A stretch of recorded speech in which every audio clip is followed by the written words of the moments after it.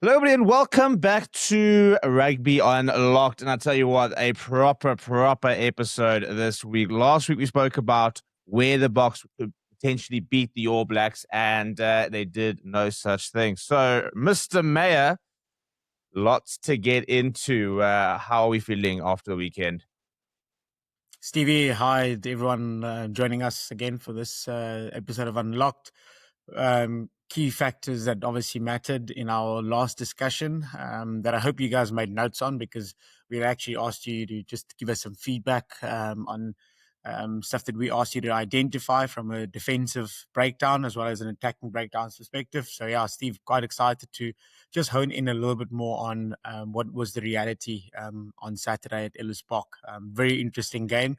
A lot of people didn't expect it to happen from a South African perspective. However, not to brag, but we did call it in certain starts. I think I even got a bit of critique from you guys on our other Dude, it Rugby doesn't matter Unlocked. if you can see trends. You can't be calling a New Zealand win. It is unpatriotic. And, even last night we said you are no longer a friend of the pod because you much like Wes when he chose an England win over Argentina. So, we'll shelve that for now. I think the main thing is, as you said, is about understanding, inverted commas, the truths.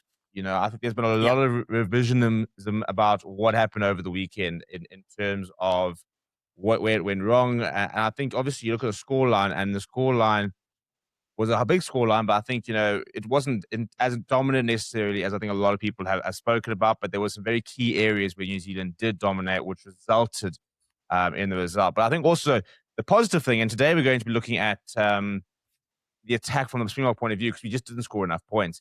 And the important thing to note is that we had the dominance to get the result over the weekend. We just didn't convert it. And this is kind of what we're going to dive into this morning, about how we didn't, for example, how New Zealand did, and then a little quick look forward in terms of what's happening this weekend, what we kind of need to look at. So for all those watching, strap yourselves in. And for those of you who are part of the Members Club, go check out the Members Hub. This presentation will be on the Members Hub, as well as a bonus segment we do at the end of the episode. And if you're not part of the Members Club, then why not get involved? Get down in the comments over there. Check out the link in the description. Join the Members Club and get access to all the analysis decks that Mr. Renaldo Meyer does. Right, Ronaldo, speak to me. Absolutely, What's Steve. happened?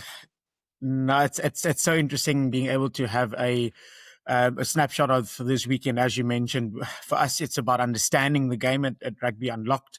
And from an understanding perspective, we've got to look at the statistical illusion versus what the scoreboard actually produced for us at the weekend. So obviously, territory-wise, South Africa dominated territory by a massive 60%. Now, in normal rugby terms, if you've got possession, you are able to make decisions. But the question that we always ask is, on attack, can you make the right decision?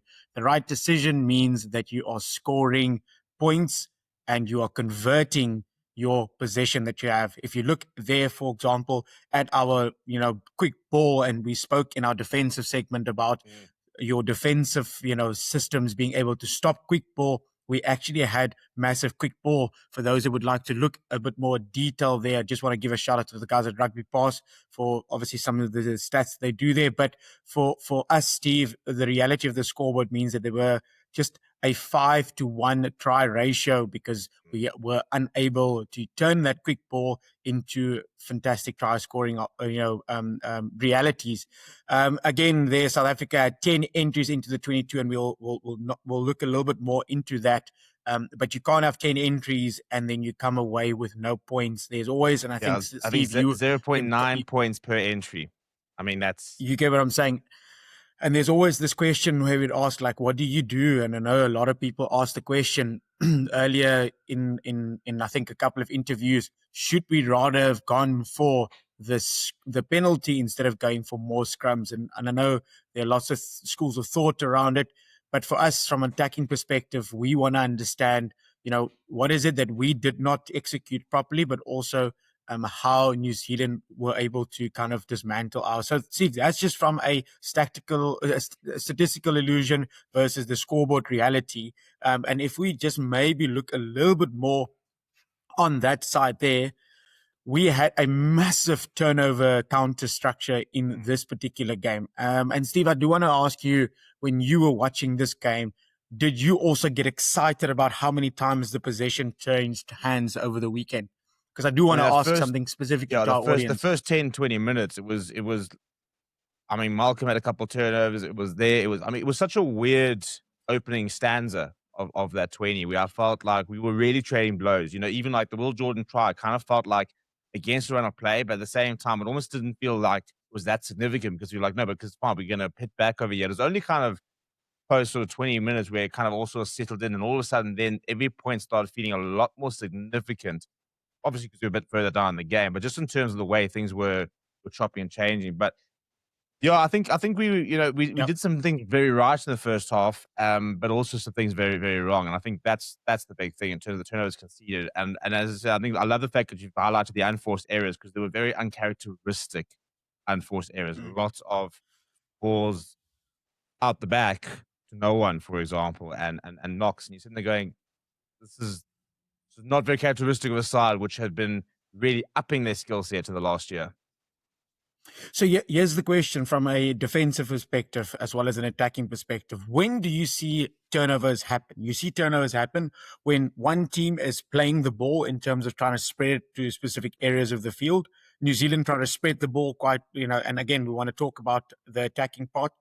New Zealand spread the ball wide, as you rightfully mentioned. We then had turnovers as well. But then our inability to identify the right type of next movement after a turnover happens.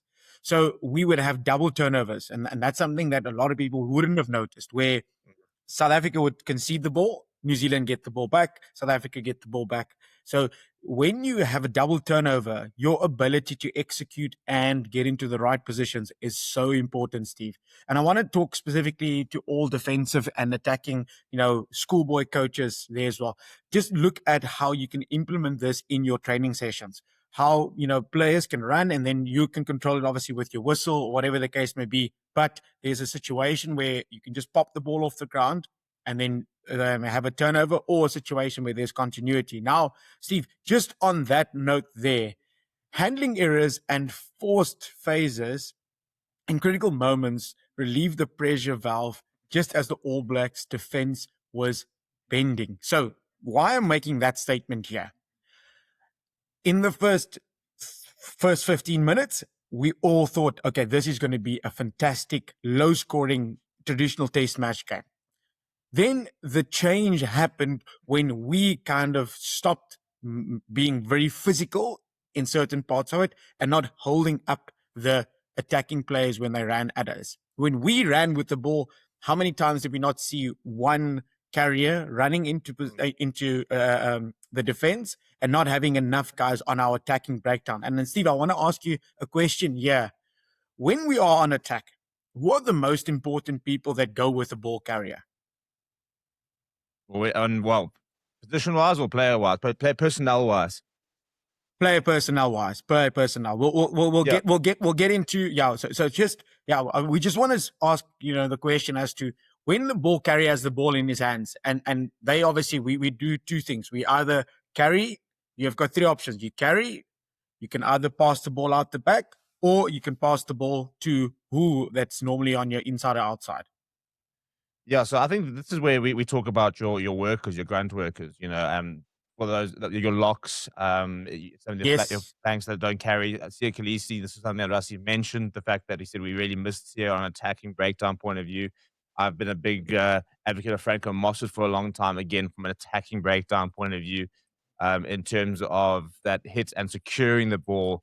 And I think if you and that's the thing, it's like so when people talk about Sia saying that he's not a breakdown threat, he is. He's just not necessarily a defensive breakdown threat. He's more of and if he is, he's a counter rucker versus a jackler.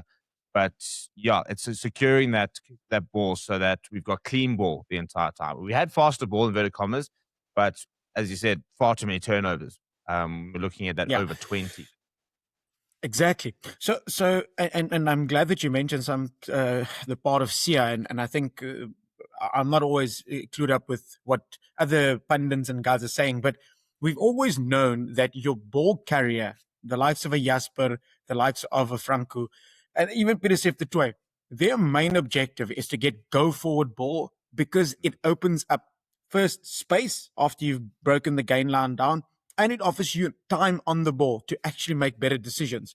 So why I was asking who are the most important people that go with the ball carrier is that you've got to be able to have enough. So we would call it someone that blasts over the breakdown. So meaning I'm right behind you and I blast over the breakdown to clean out the jackler. On defense, last week, people can go watch our episode when we talk about defense. When you defend a 79 line out or a 69 line out, whatever, you want to have your jackler from a defensive perspective defending, and he's able to try and go steal that ball or maybe enforce a turnover penalty, or at best, he would have slowed your ball down. So from an attacking perspective, if you're sitting here, you want to be able to make sure that you get gain line, but you don't want to concede the penalty or concede possession there. There were too many times where we were contested at the breakdown later in the game because we weren't consistent in having our structure in place, where you have your ball carrier that goes into contact. He has a big tackle fight. If his tackle fight is good, you obviously make sure that the blaster goes over the ball and has clean past the blast past the breakdown, and then making sure that you have now sucked in more defenders. Remember, a breakdown is formed when two or more players are engaged in it. There was a question that was asked to me last week by one of the other coaches, and it actually happened this week in the game. The influence of the refs when a ruck is or breakdown is formed. This weekend coming up, it's going to be very interesting to see what they define as a breakdown. And Steve, on that note, I do want to say to people the following. There are metrics that we always look at, and we look at key players that make it difficult for you as a defensive team to understand. And attackers, specifically from the All Blacks perspective, Damian McKenzie, Will Jordan, and Cam Roygaard made it so difficult for us from a defensive perspective to stop their gain line or to prevent them from having try-scoring opportunities and executing that. For us, the only person that stood out from a ball-carrying perspective is who, Steve? Our workhorse, Jasper Wiese. Yeah. The only person that was able to stand out from us from attacking. So attack coaches, attacking players, everyone needs to understand this. You've got to have sufficient amount of ball carriers that can give you consistent gain line, but also succession from a entry perspective. Jasper was fantastic, and I feel bad for him that the result didn't go South Africa's way. And I say bad because it was a situation not about his character and the person he is, about the player that delivered. Jasper delivered in terms of his carries, 18 carries, 62 meters, 4 defenders beaten, high volume, immense physical toll. And it was unfortunately in vain in certain parts. Yeah. A lot of people will say that because there were not sufficient amount of other attackers. So the point we want to try and make, and that we're trying to lock in here to all the coaches and everyone listening into us, is understanding this. If you are going to follow an attacking structure, you've got to follow through with your attack. You cannot have different attacking models executed in the same type of gameplay. If you're going to have Jasper being physically dominant over the guys, the next carry also has to be physically dominant. You cannot have a punch and then you kick where there's now has to be an attacking team that needs to now go try and defend there again, but then there's not enough guys. So that for me, where Sasha and Grant, the disparity was just a little bit too much there. So from an attacking perspective, when you select your team and when you look at that stuff, we must be consistent. When you attack, you've got to have the right carriers on the field and the guys that are able to, one, make sure the defenders cannot steal your ball. Two, the defenders cannot influence your ball to be slow. And three, you are able to have go forward ball where you can go score those tries. I know there were errors from Marks and a lot of the guys that knocked on the balls, unforced errors. Those happen, but you cannot have 10 entries and you do not have insufficient amount of points. Because that's the issue about the rumble in the jungle that actually happened. If you look at this snapshot here, Steve, and I know you also on the other shows speak a little bit more about, but look at that quarter 3 there, Q3, 14-3. That was our best part of it. So the turning point, South Africa leads and that was good for us. But then it's so weird how we didn't get to conclude and finish off this consistency in your attack. So your attack, for all the guys listening in, is only as good as your continuous following of your system. If your system says that you're going to get gain line, you're going to try and beat them on the outside shoulders. If you're going to try and, get quick ball, you've got to consistently do that, because your personnel that come off on the bench, and this is something that happened to us, our personnel that came off the bench, Steve, how inconsistent were they not in our carrying meters?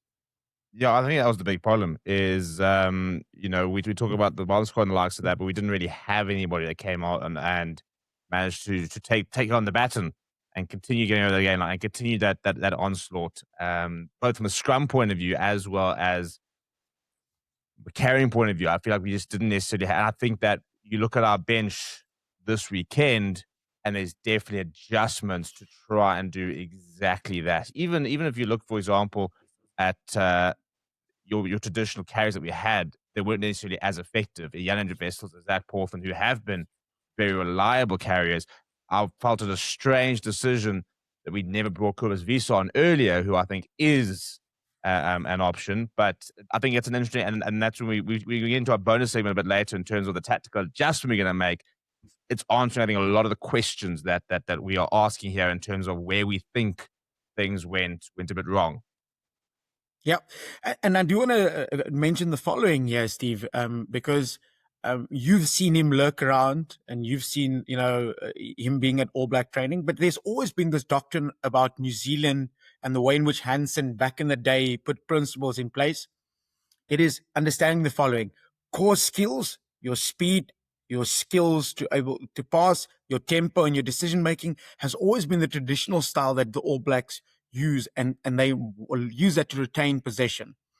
It is entirely reliant on the non-negotiable prerequisites, which is for them winning the forward collision, fair enough, but also just spreading the ball.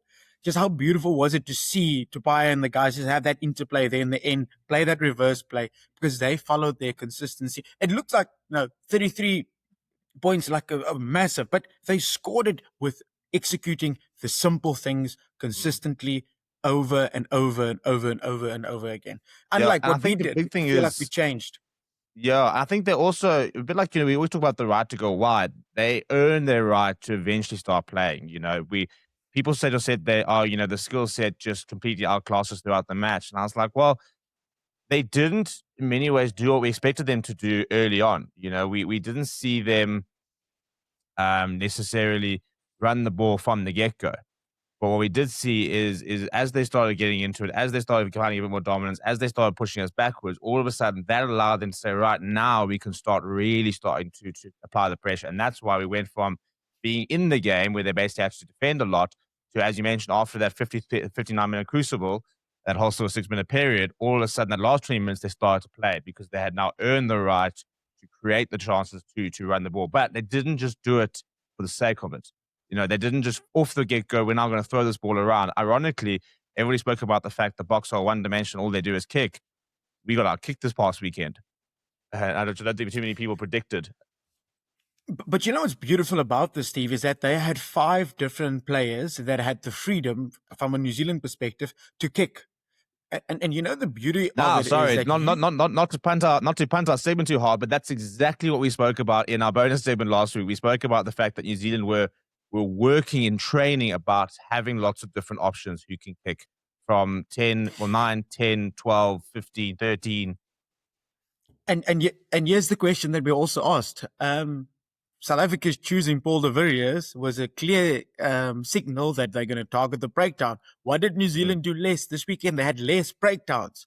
Yeah. If you want to outplay the opposition, and remember, the breakdown is always going to be a contest. Hence why our educational part last week was, what is the key part of a breakdown? What are the fundamentals that go into a breakdown? Why do you want to sometimes avoid breakdowns? And people can go look at that, Steve. And New Zealand avoided breakdowns because they wanted to exploit remember, space is always there for you to exploit.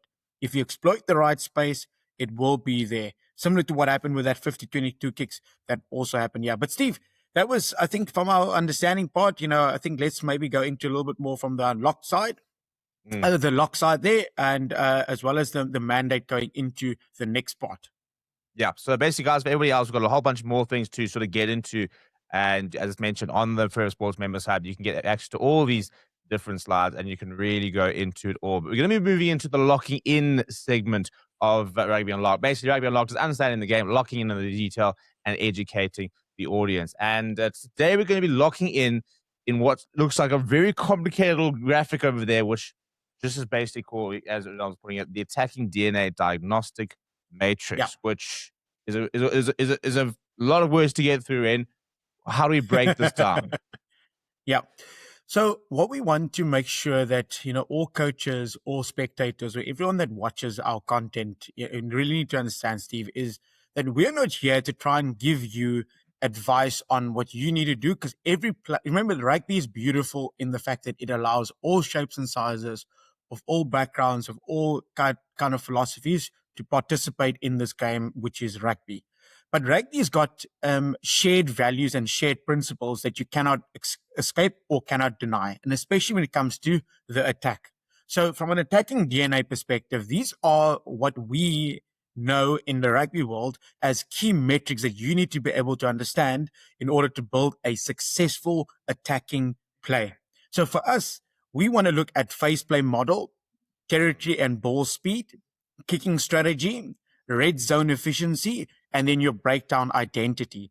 Now we'll look at the New Zealand South Africa game as an example, but this you can use and you can make your notes on the side. You can, like Steve mentioned last time, if you want to print this out, and then obviously so you can download it from our members only side, but then you make your notes based on your team and where your team currently is at. So when you play there in False Bay, you play against another team, you're able to use this, or you play in Wellington, you can use this. One, your phase play model, your territory and your ball speed, your kicking strategy, your red zone efficiency, and your breakdown identity.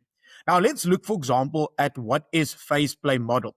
Phase play model is the consistency that your team has to build multiple phases. Multiple phases means that you then carry more than five. Five is the bare minimum for you to have a solid phase play model. How does a phase play model come about? When we call this start of plays, start of plays means one, it is from a kickoff, where a kickoff is made, you have received the ball. That is the start of your first phase play. Phases start occurring the moment that you move beyond the next ruck. So South Africa, typically their phase play is normally direct, Steve, as we've seen in this past game. Their phase play meaning that they have got direct runners that try and attack the defenders that are right in front of them, try and dominate them physically. New Zealand, on the other hand, they've got a phase play model where they try and give high amount of activity in terms of moving the ball. So your phase play amount basically drops a little bit more. So they've got low rucks that they have. And that's something that you can also implement in your team. Passing ability then becomes an important key, and that also leads into your ability to make better decisions. So from a phase play model, we want you to understand and take away this part of locking into your attack is how can you build into your attacking DNA, either in a direct play or maybe a passing out to the wider sides part, or maybe a hybrid model, which is basically what Ireland typically does. And Steve, you would see Ireland normally have that pass out the back, and then they hit the second one. The second part that we want to go into there is the territory and the ball speed. Now, obviously, when you've got your phase play model in place, whatever your philosophy you decide on, territory becomes an important part. Now, territory means where you are basically playing this philosophy or this playing model that you've decided you are going to implement. We use the example again of this weekend, the territory that South Africa obviously looked at. They played across the entire field. We've got a heat map that we'll show to everyone later. But South Africa had 60% territory, and they had, and we call it LQB. It's just your line quick ball, just how quick can that, and lightning quick ball is what we used back in the day, the other franchises that I worked at. But how can you get your quick ball from the one phase to the next phase? So you've had a breakdown, or you've collected the ball out of a line out or a scrum. So that's your origin of the phase. How does that ball move to the next phase? And that next movement can either be through you passing the ball, or we'll go to the next part, or you kicking the ball. Interesting enough, territory and where you have territory matter more than just having ball possession and territory. I want to say that again, territory and where you have it, because you can have territory in your own 22, but if you make a mistake, which South Africa did, the likelihood of you then conceding points is more. So you want to be able to have the correct areas to play in. So South Africa, unfortunately, didn't have the right areas to play in, and they made errors in the wrong parts of it. So when you look at your gameplay model and the way in which you look at your structure, you want to have territory in the opposition's 22, and you want to dominate that part. That's where you want to kind of be. So the rest of the stuff, you can have nice plays, Steve, from your middle ruck and everywhere, and you can try and strike and whatever. And I love how, a lot of coaches teach fancy moves and stuff. But if you're unable to, in the 22 of the opposition, end up there, you're not in the prime or the pivotal position to try and score a try. I hope that makes sense to everyone watching. And another way, Steve, that you from an attacking DNA perspective, that you can dominate is by your kicking strategy. And I want to maybe ask your comment on this just now, and I don't want us to labor too much on the kicking, but your kicking has become an important next part of your phase play as well. Total kicks sometimes matter to a lot of people, but for me, what matters is how many of your total kicks put you in a better position in order for you to score tries. And I want to specifically look at that stat that we put up there: 18 tactical kicks by New Zealand, 34 per 100 rucks, meaning their ability to have less rucks and ability to kick the ball in specific areas to try and prevent more rucks from happening. So you make a mistake, we'll kind of do a scrum or line out or get a 50-22. Steve, I don't know if you want to make a comment maybe about the New Zealand training and what you'd seen there. Yeah, well, when we spoke about this in our bonus segment last week, where they were just practicing sort of at first receiver, either at 10, 12, or even at 15, just kicking into the space. And a lot of it was sort of at your 10-meter line, kind of kicking in behind and finding that space. And that's the thing, New Zealand also, they didn't kick a lot of ball away during the Nations Championship, and obviously didn't basically kick at all at the franchise games. And whilst they didn't necessarily always go to the high ball, there was a lot of contested balls. It was a lot of just, as you said, let's kind of avoid the threat. Paul de Villiers, Malcolm Marx, Jasper Wiese. Yes. But let's just move us into sort of situations where we can kind of avoid playing. And I suppose, again, we were talking about a tactical adjustment. What the Boks have to do this weekend is New Zealand need to play Bok rugby. That's what we need to try and find over here. Is at the moment they managed to avoid where we wanted to try and dominate them, where we wanted, and now the big tactical thing where I think it always comes in is how do you get your opposition to play your way? And I think this past weekend we lost that battle. We didn't get to play the way we wanted to play. No one, and this is an important thing. We didn't just decide, you know what? Let me just not attack. Let me just not throw the ball around. No, Damien Delaney is not sitting there saying, you know what? It'd be fun to make some meters and score some tries and throw it around, but let me just not do that. It's because of how things start to all come together that prevents you from being able to do that. Absolutely, and here's where they use the word uncharacteristic, traits that come to the fore in these high pressure games. And there's a lot of psychological, things that we can go into and saying, that maybe got into their heads too much. South Africa, you can get into your own head too much as a player, but it's a valid point that you make there. And I think a lot of time South Africa, and we obviously quite lucky to be able to view the game from a South African point of view because we've lived here, we've played here, experienced this for a long time. But I'm just thinking about our global audience here, and we would like maybe your comments as the global audience to give us, some of your ways in which you think, the gameplay or the attacking metrics and all of that can be, become more evident. Because I want to maybe end off there with that last part, Steve, the two red zone efficiency and the breakdown with what you've just said. If you're able to avoid the defensive team strategy, you're able to then go into your red zone, which is obviously their 22-meter area, and you're able to be clinical. New Zealand was able to avoid our defensive strategy.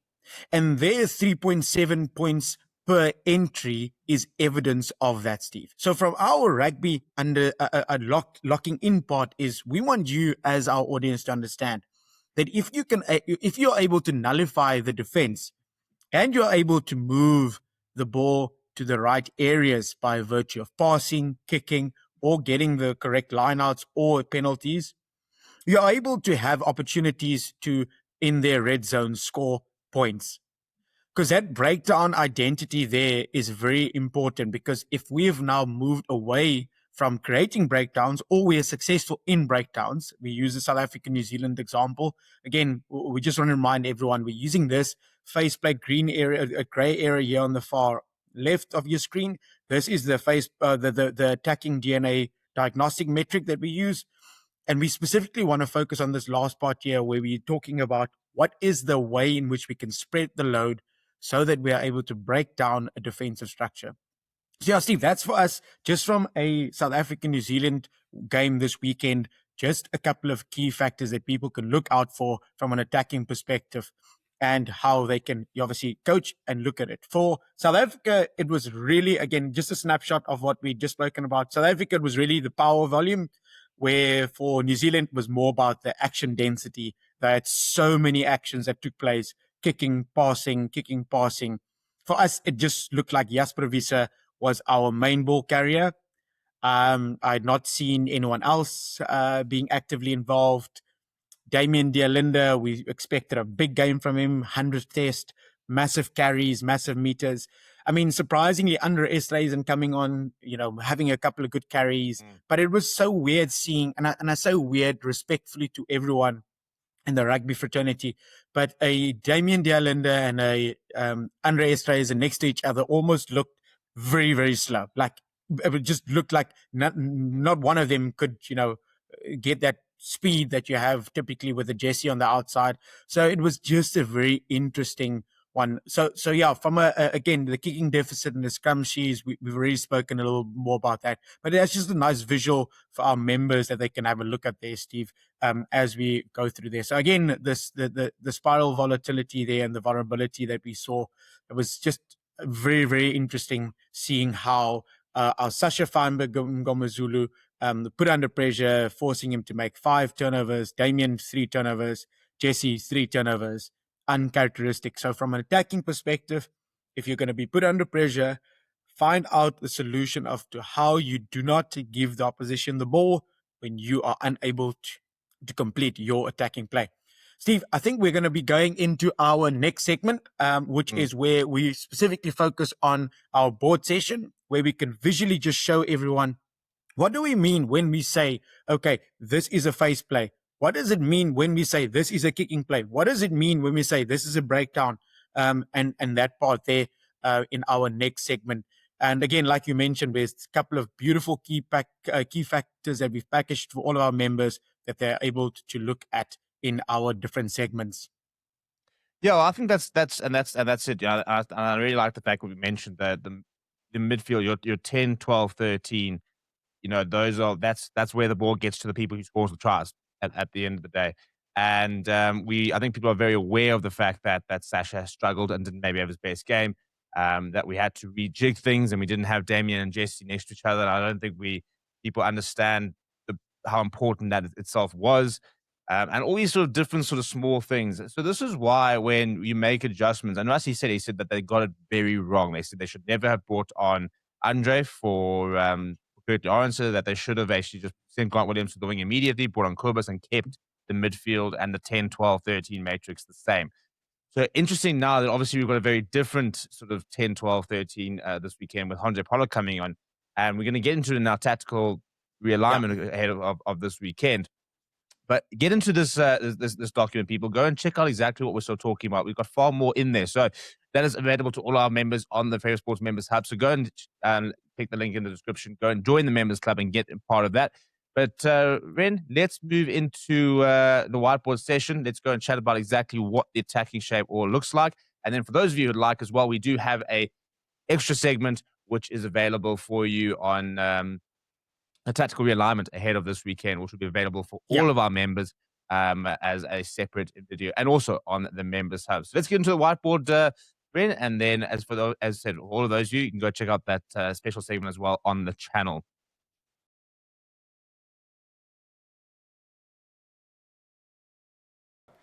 Right, welcome back to the coaches board, and this is the Unlocked section of Rugby Unlocked. And every week we're going to be doing a different basic concept or sort of going into a bit of a detail about learning the game. And Renaldo, today we are doing attacking shapes, which is probably everybody's favorite part of the game, unless you pretend to be a purist and love the defensive side. This is, I suppose, when you run to a rugby field, your purpose is to score more points than the opposition. So now you're going to explain exactly how we do that.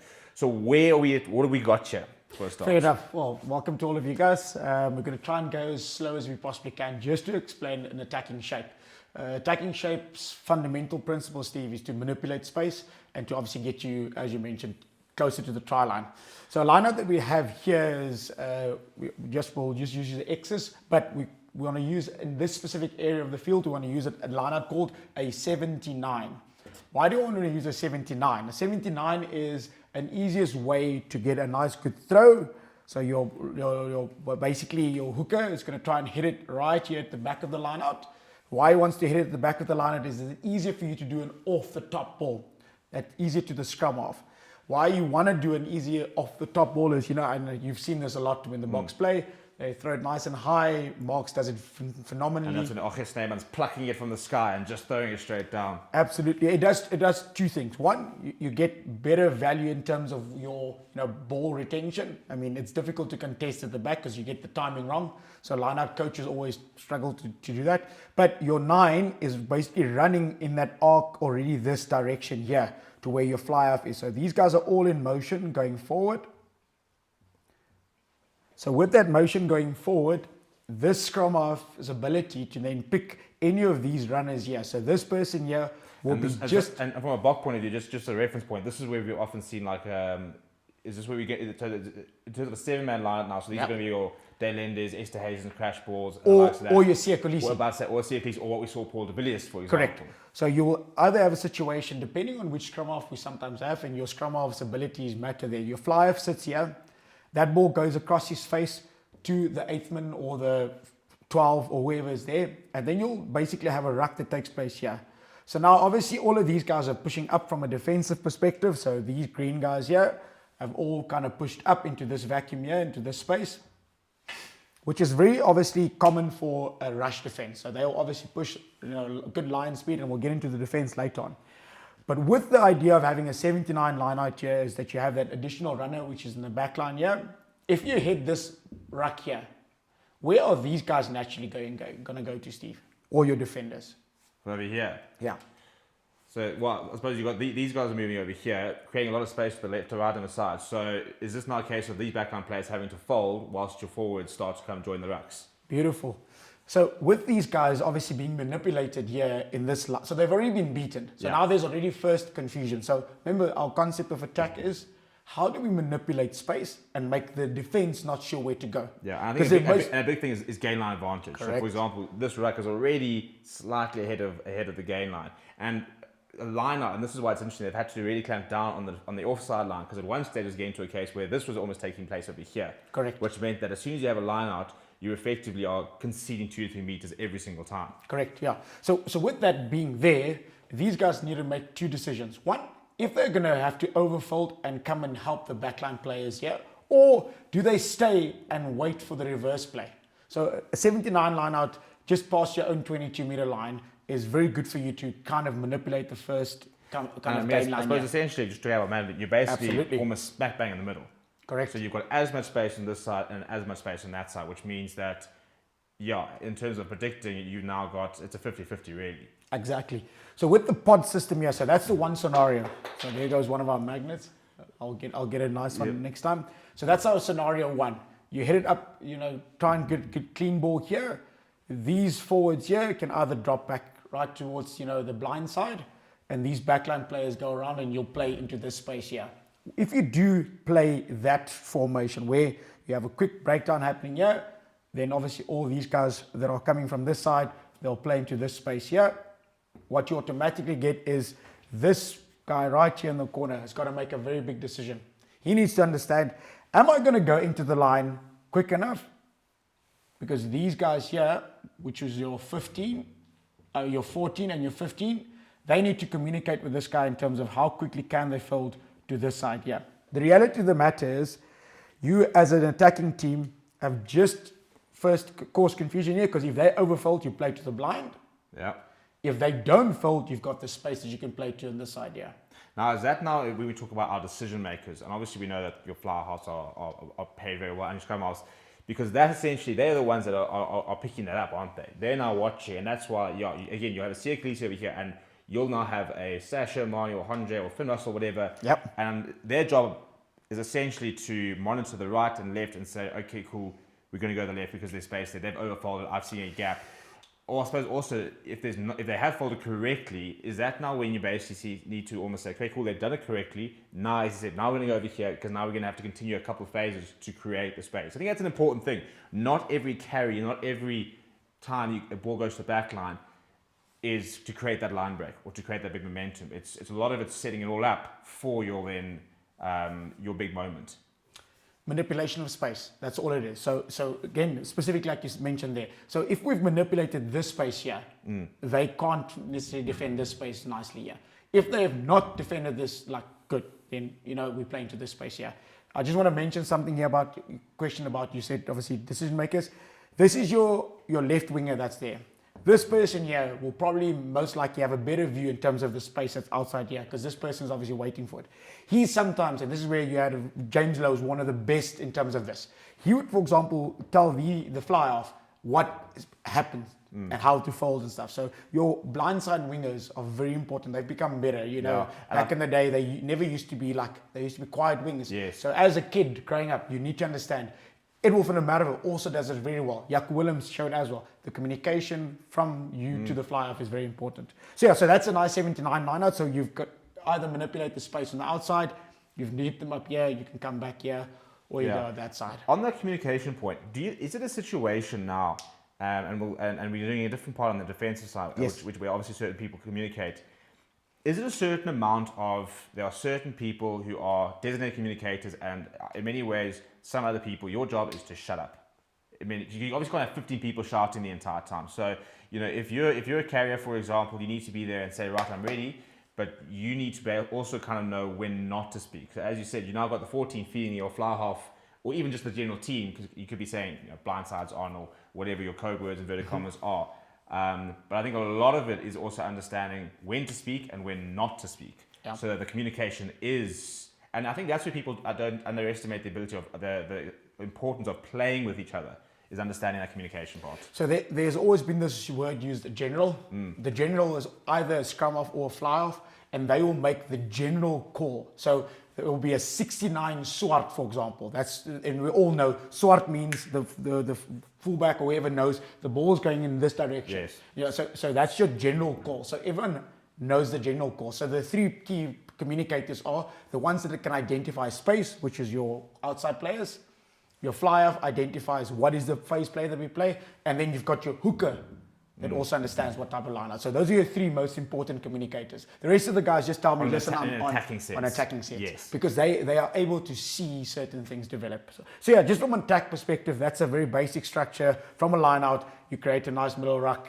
You can either play to the right or you can come to the blind. If you come to the blind here, these guys might be offside. And because I don't know if you guys have seen, then Gibson Park will take the ball and play to the blind and then pass into those guys there, because what has happened? They pushed too far forward, and that's where it becomes. And that's where they're having a big ball carrier, because the further down you can make it on a gain line advantage, the further back they have to retreat. Correct. So that's why when Siakalisi runs over someone, even if he gets tackled 2-3 meters, the net gain is huge because you created all those opportunities. Yep. I think for me, now if you're a forward and stuff, now you're at this ruck, how structured is in terms of, we talk about your pod system and stuff like that, how quickly do you get into your structure in terms of, okay, we're going to have 3-man pods here, there, and people always sort of talk about like different systems of Yep. 3-3 or whatever. What does that look like Yep. on attacking shape? Absolutely. So these guys here are part of a pod. So this fly off that's included here. So this winger, if that goes, he goes and cleans there. Yes. Your next group of forwards are the guys that are on the back of the line out. Yeah. Because they're the easiest to be able to fold